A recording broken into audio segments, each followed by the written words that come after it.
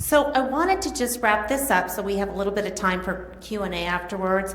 But if each one of you can give us a success story in partnering with the health insurance broker and how you might have helped them either keep a client or maybe even get a new client. All right, we get approached by, I've been doing this for 20 years with this group, and there's many brokers that will approach me on occasion and say, Gene, I've got a PEO that's going after my medical plan. What I'll typically do is the financial analysis on the other side of the coin. How much are they charging for the admin fees? SUTA arbitrage. Their SUTA rate may be low, they may be charging a higher SUTA rate. What are they charging on the workers' comp? Typically, you're going to find a lot of PEOs that are robbing Peter to pay Paul. So I'll go in and say, look, you go in on your benefits side. I'm doing one, I actually had one today, 110-man group. They're with another PEO not represented here. And it was costing them $140,000 for the 60 that were enrolled on a 27% plan in the PEO renewal. So we went out to market, and I told the markets, I said, look, just go match or be a little bit better than the renewal. Because on the PEO side of things, the admin fee, the workers' comp, the SUTA, the setup fees, we ended up, depending on if it was their comp or my comp or ASO or PEO, full service or essential, we have different service levels. We could save them anywhere between $100,000 and $165,000 in employer cost, which greatly offset that $144K in the total premium. So we're just waiting to hear back on that. But that's that one's ready to go. So as far as that's concerned, a success story was you got to keep your eye on the ball as far as the PEO costs are concerned versus what the medical benefits and the rest of the benefits were concerned that the PEO is sponsoring. Does that make sense? Yeah, capiche, like we say in Italian. Here's a common scenario, and this is real world. I had a client that I wound up bringing on through their insurance agent. And what happened was this, the client had come to the conclusion on their own they needed to make some changes internally. They didn't have any type of formalized HR function.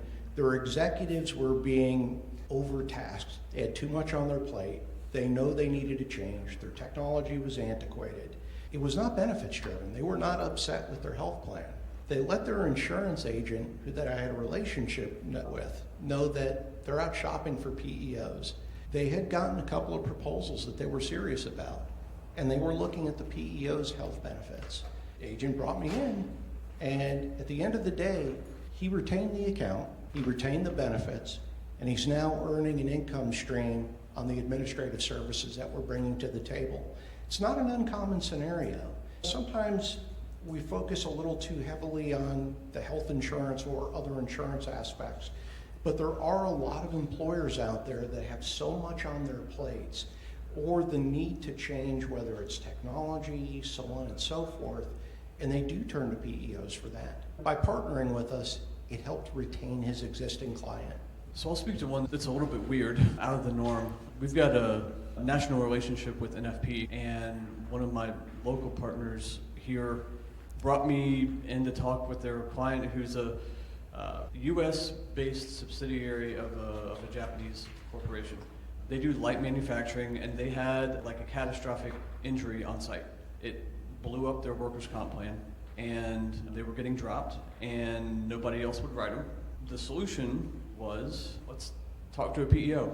One of the competitors was going to write my partner out completely, wasn't going to cut him in at all, and he was losing a pretty substantial piece of his income stream. Our solution was, because we can do carve-outs like we just talked about, we kept the NFP partner whole, so he got to retain his medical. And it's also really good for the client because there was no turnover in carrier. They didn't have to find new doctors or didn't have to do re-enrollment again. And we also, because we have the ability to carve out workers' comp if we need to, we're able to drastically offset that catastrophic claim that was going to implode them on the workers' comp side. So flexibility and also working with a business partner from y'all's side of the house, I think is critical, because I would rather have the relationship before we need it than try to firm it up right then.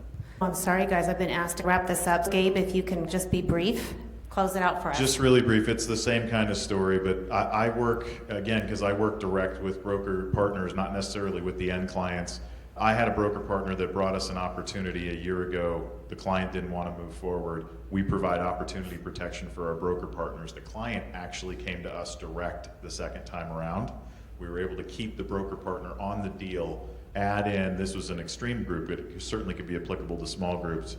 We brought on a 400 head group. He continued to make all of his premium because he was actually making more on our master plans than he was actually providing the benefit services to them. And we added $80,000 to his income stream off of our admin services. So he cleared far more than he would have just simply providing benefit services. So there's my client success story. Thank you, everybody. Appreciate it. Suzanna Martinez here, your PEO advocate, fighting to maximize your benefits without overpaying in PEO fees. If you like my content, please hit the like button and subscribe or comment below.